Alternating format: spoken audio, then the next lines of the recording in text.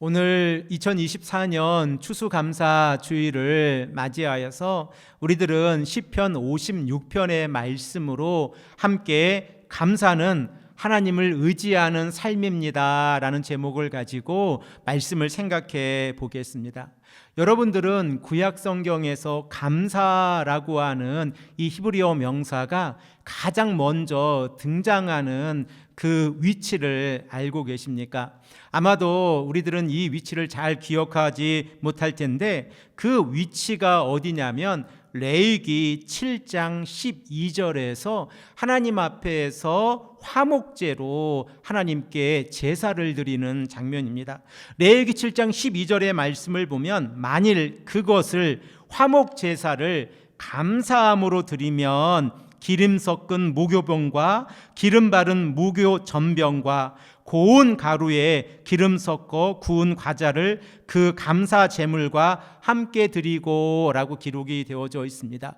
우리들이 화목제를 생각을 해보면 이 화목제사는 크게 세 가지로 구분이 되어져 있는데 감사제와 서원제 그리고 자원제로 나누어져 있습니다. 그러므로 하나님 앞에서 화목제사를 드릴 때에 감사하는 마음으로 하나님께 제사를 드리는 것은 서원제나 자원제와 구분이 되어진다는 사실을 우리가 생각해 볼 수 있는데, 그러면 하나님께서는 이 감사제로 화목제를 드릴 때에 그 이유가 무엇인가를 우리에게 말씀하고 계신데, 우리들은 감사제를 드리는 두 가지 목적을 생각해 볼 수 있습니다. 그 첫 번째 목적은 원수나 질병의 공격에서 하나님께 간절히 간구하거나 자신의 잘못을 고백하면서 드리는 제사가 바로 감사제라고 하는 사실입니다. 우리들은 이러한 측면에서 하나님 앞에서 감사제를 드리는 것이 우리들에게 조금 익숙하지 않을 때가 있습니다. 그러나 하나님 앞에서 간절히 간구할 때에 우리들의 질병이나 그리고 여러 가지 어려운 상황 가운데에서 하나님께 감사를 간절히 하며 나아갈 때에 하나님 앞에서 은혜를 경험하게 되어지고 이 또한 하나님의 자비를 구하게 되어진다는 사실을 우리가 깨닫게 되어집니다. 그래서 감사제로 화목제를 드리는 두 번째 목적은 환난에서 구원을 받은 후에 하나님의 자비하심을 경험하고 난 후에 하나님께 드리는 제사가 바로 화목제 가운데에서 감사제로 하나님께 드리는 제사입니다. 이렇게 감사라고 하는 것은 우리들의 일상의 삶 가운데에서 어려움이 있을 때뿐만 아니라 하나님의 구원을 경험했을 때에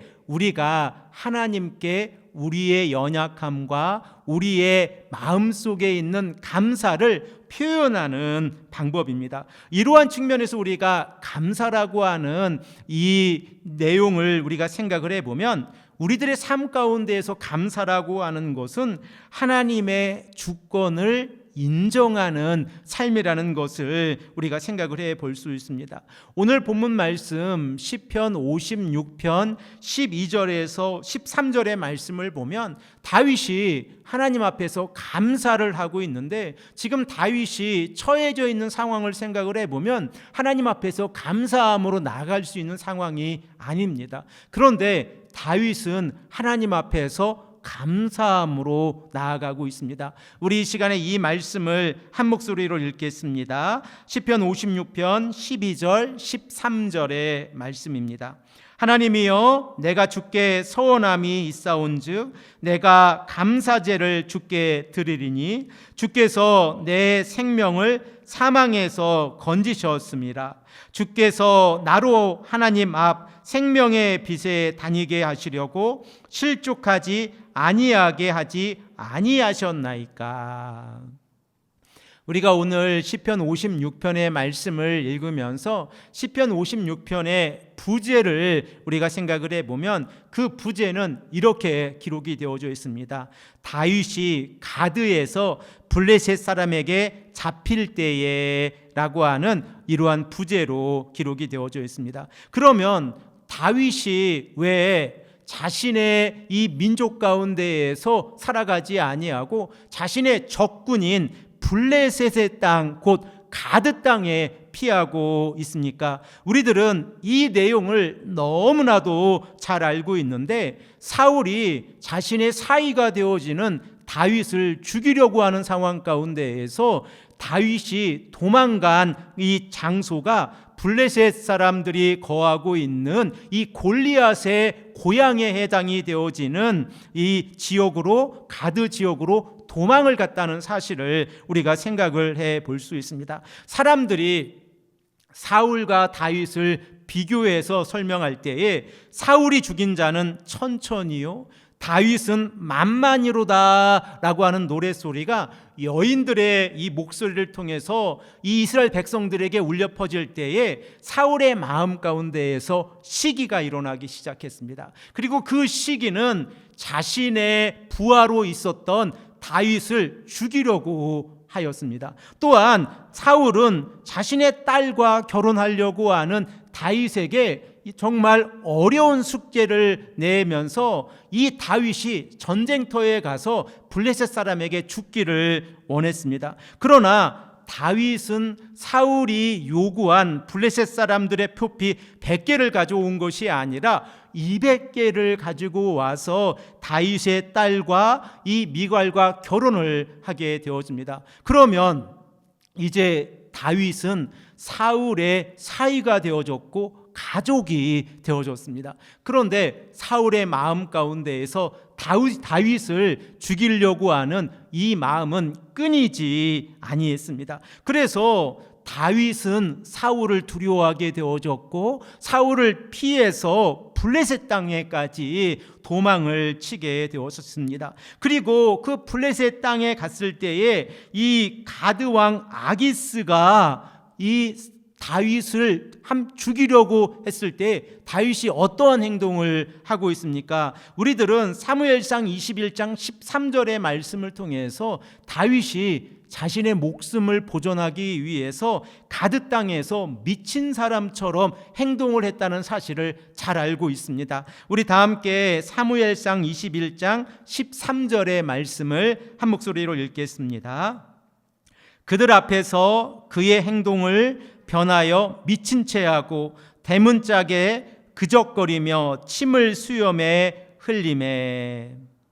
이렇게 다윗이 가드 땅에서 이렇게 미친 행동을 하고 있었을 때에 이 가드왕 아기스는 이런 미친 사람을 왜 나에게 데리고 왔냐라고 하면서 이 다윗이 생명을 보존할 수 있었습니다. 그런데 오늘 본문 말씀을 보면 바로 그러한 상황 가운데에서 다윗이 자신의 삶을 되돌아보면서 하나님 앞에서 고백하고 있는 시가 시편 56편의 말씀입니다. 그러면 이 다윗은 시편 56편 1절에서 3절의 말씀에서 어떻게 자신의 믿음, 자신의 신앙을 고백하고 있습니까? 우리 다 함께 이 말씀도 한 목소리로 읽겠습니다. 하나님이여 내게 은혜를 베푸소서. 사람이 나를 삼키려고 종일 치며 압제하나이다. 내 원수가 종일 나를 삼키려 하며 나를 교만하게 치는 자들이 많사오니 내가 두려워하는 날에는 내가 주를 의지하리이다. 다윗이 지금 하나님 앞에서 은혜를 구하고 있는데 그 은혜를 구하고 있는 모습이 어떠한 상황 가운데 있습니까? 다윗은 지금 자신의 생명을 내어놓고 있습니다. 언제 죽을지 모르는 상황 가운데에서 심지어 이방 땅에 들어가서 그곳에서 미친 행동을 하면서 자신의 목숨을 보존하고 있다는 사실을 우리가 깨닫게 되었습니다. 이러한 상황 가운데에서, 이렇게 어렵고 힘든 상황 가운데에서 다윗의 마음 가운데에서 하나님을 의지하는 마음이 있었습니다. 그리고 하나님을 의지하며 신뢰하며 나아갈 때에 하나님께서 자신을 보호해 주시고 하나님께서 자신의 삶 가운데에서 이 막다른 길 가운데에서 인도해 주시고 다윗의 손을 잡아 주셔서 하나님의 사랑을 경험하게 해 주신다고 하는 믿음의 고백이 다윗에게 있었다고 하는 사실을 우리가 깨닫게 되어집니다. 다윗의 삶을 우리가 생각해 보십시오. 그 누구도 다윗에게 도움을 줄 수 없는 상황, 그 누구도 의지하거나 신뢰할 수 없는 상황, 바로 이러한 상황 가운데에서 하나님께서 다윗을 인도해 주시고 보호해 주신다고 하면 다윗은 하나님을 향한 신뢰가 가득했음을 우리가 이 시편 56편의 말씀을 통하여 생각을 해 볼 수 있습니다.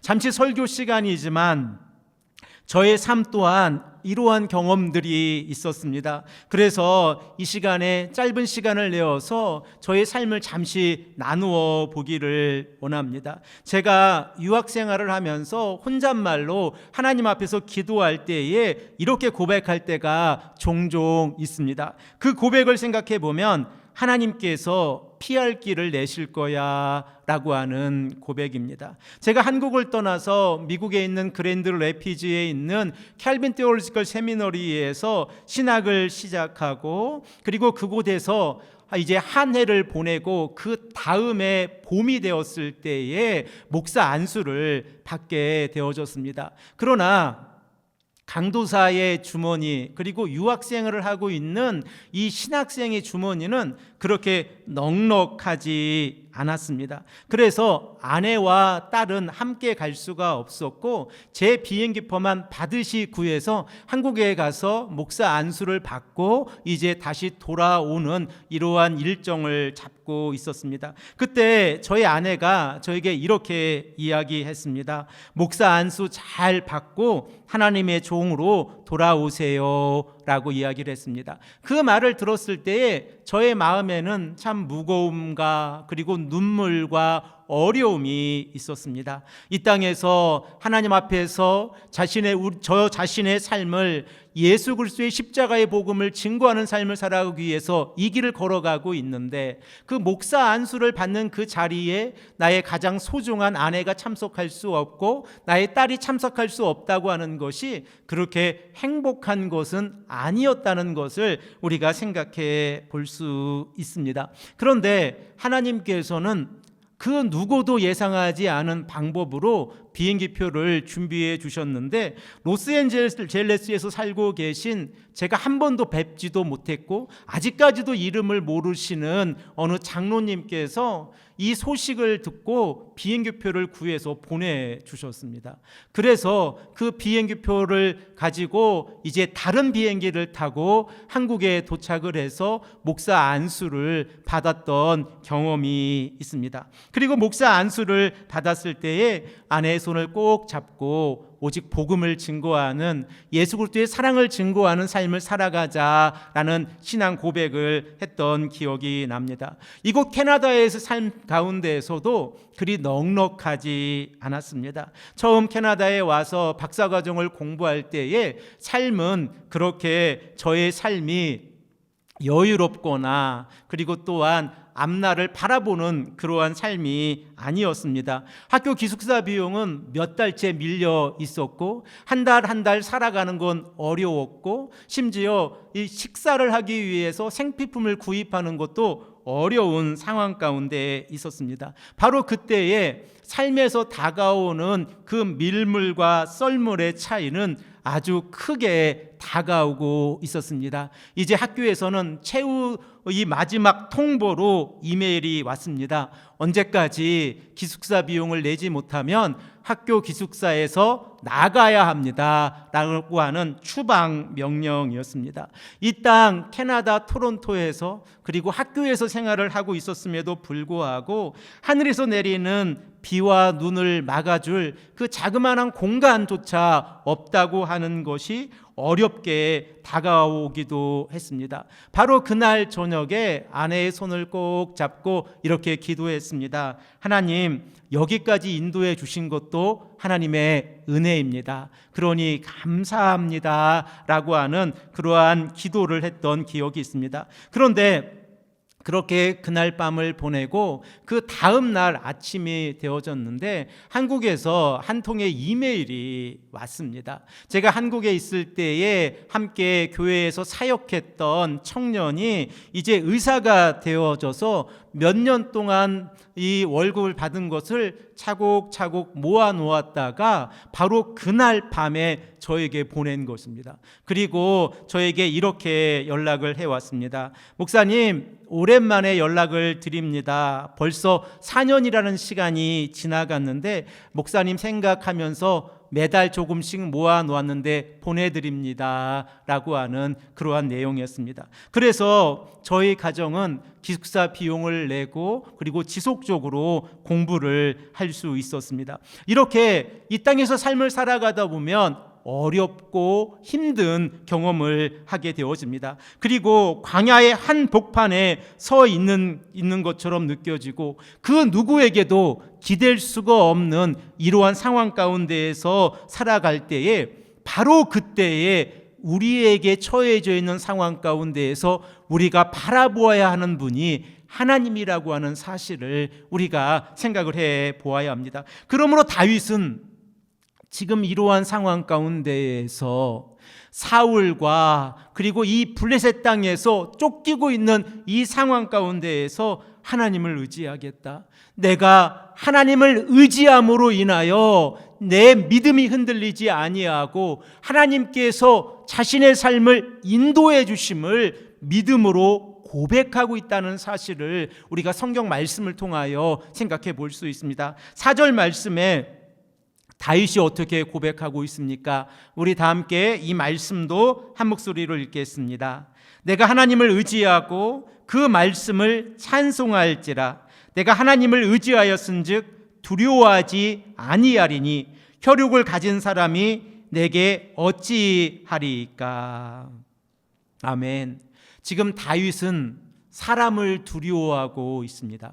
그런데 다윗이 하나님께 기도할 때에 그 기도 가운데에서 나오는 내용을 우리가 생각을 해보면 내가 하나님을 의지함으로 인하여 내 마음속에 있는 두려움이 사라짐을 고백합니다. 그리고 이 땅에서 살아가고 있는 혈육을 가지고 있는 사람이 나를 해치지 못한다고 하는 사실을 내 신앙으로, 내 믿음으로 고백합니다 라고 하는 신앙 고백을 하고 있음을 우리가 깨닫게 되어집니다. 우리들은 이 땅을 살아가면서 어려움이나 고난을 직면할 때에 크게 두 가지 길로에 서 있습니다. 그 첫 번째 길은 자신의 힘과 능력을 의지하고 가족과 돈과 사람을 의지해서 그 문제를 해결해 나가려고 하는 삶입니다. 이렇게 하면 처음에 그 문제들을 해결해 갈 수 있습니다. 그러나 만일 그 일이 하나님께서 원하지 아니하시는 일이라고 하면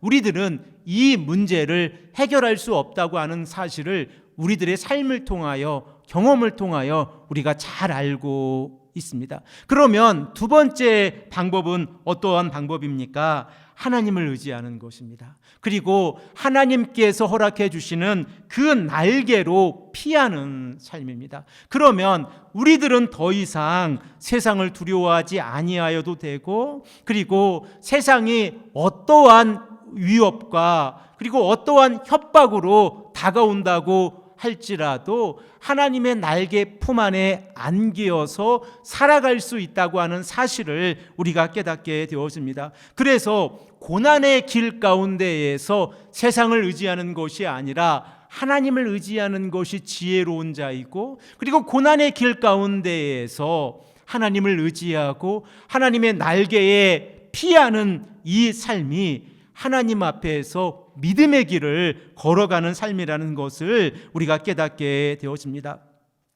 다윗은 이러한 선택을 했습니다. 그리고 이러한 선택을 했을 때에 세상 사람들의 그 사악한 마음을 더 이상 두려워하지 않게 되었습니다. 그리고 하나님께서 자신의 눈물을 하나님의 병에 담아주시고, 그리고 가장 중요한 것은 하나님께서 다윗의 편에 서 주신다고 하는 사실입니다. 이제 다윗이 어떠한 어려움이 다가온다고 할지라도 하나님께서 내 편에 서 주신다고 하면 모든 일들이 형통하게 되어진다는 사실을 우리가 깨닫게 되지 않습니까? 우리가 하나님을 믿고 있습니다. 그리고 하나님께서 우리 편에 계십니다. 그러면 우리들은 어떠한 선택을 해야 합니까? 세상의 삶 가운데에서 어려움이 다가오고 방황하는 일들이 있고, 그리고 그 어려움과 방황 가운데에서 하루 앞을 알지 못하고 있었을 때에 하나님을 의지하고 신뢰하며 하나님의 날개 아래 피했을 때에 우리들의 믿음의 고백이, 우리들의 신앙이 하나님은 내 편이십니다, 하나님께서 내 편에 서 계십니다 라고 하는 신앙 고백이 있다고 하면 우리들은 하나님의 보호하심과 공급하심을 받을 수 있다는 사실을 깨닫게 되었습니다. 그래서 다윗은 오늘 본문 말씀 9절에 이렇게 고백하고 있습니다. 우리 다 함께 9절의 말씀을 한 목소리로 읽겠습니다. 내가 아뢰는 날에 내 원수들이 물러가리니 이것으로 하나님이 내 편이심을 내가 아나이다. 아멘. 하나님은 우리들의 편이십니다. 그리고 하나님께서는 언약의 백성들을 책임져 주시고 말씀대로 살아가는 자들을 인도해 주십니다. 이 사실을 우리가 믿음으로 고백하며 나아갈 때 우리들의 입술 가운데 찬양이 있고, 그리고 우리들의 입술 가운데에서 감사가 넘쳐나는 이유는 하나님을 의지함으로 인하여 하나님께서 허락해 주시는 그 은혜가 우리들의 삶을 인도해 주신다고 하는 사실을 깨닫게 되기 때문입니다. 사랑하는 성도 여러분, 우리들은 이 땅을 살아가면서 세상을 두려워할 때가 있지 않습니까? 그리고 세상을 두려워하며 살아갈 때에 우리들의 믿음이 마치 바람 앞에서 촛불처럼 흔들릴 때가 많이 있습니다. 그러나 그 바람 앞에서 촛불이 흔들리는 그 모습 가운데에서도 하나님의 날개 아래 우리가 거한다고 하면 더 이상 우리들의 믿음이 흔들리지 아니하여도 됩니다. 왜냐하면 내가 하나님을 의지함으로 나의 마음 가운데에서 두려움이 사라지고 평안이 다가오기 때문에 그렇습니다. 그래서 다윗은 오늘 말씀 10절에서 12절의 말씀에서 하나님을 의지하는 것이 얼마나 소중한 삶인가를 우리에게 말씀하고 있습니다. 10절과 11절의 말씀도 우리가 한 목소리로 읽겠습니다. 내가 하나님을 의지하여 그의 말씀을 찬송하며 여호와를 의지하여 그의 말씀을 찬송하리이다. 내가 하나님을 의지하였은즉 두려워하지 아니하리니 사람이 내게 어찌하리까. 아멘. 사랑하는 성도 여러분, 2024년 추수감사주의를 맞이하면서 우리에게 허락해 주시는 은혜가 얼마나 큰지 우리가 이 시간 다시 한번 생각해 보기를 원합니다. 그리고 우리들의 삶 가운데에서 감사는 하나님을 의지하는 삶에서 시작된다는 사실을 우리가 깨닫게 되어지면 이 감사한 삶을 통하여 하나님께서 임마누엘 해주신다는 사실 또한 깨닫게 되어집니다. 하나님께서는 우리들을 사랑하셔서 예수 그리스도를 이 땅에 보내주셨고 구원자 예수 그리스도를 통하여 임마누엘 하게 해주셨습니다. 그리고 또한 구원자 예수 그리스도께서 하나님께 친히 간구하셔서 성령을 우리에게 선물로 주셔서 성령께서 우리와 임마누엘 해주시는 이 은혜를 허락해 주셨습니다. 그러므로 우리가 예수 그리스도를 믿고 하나님을 믿고 성령과 동행하는 삶을 살아가는 것은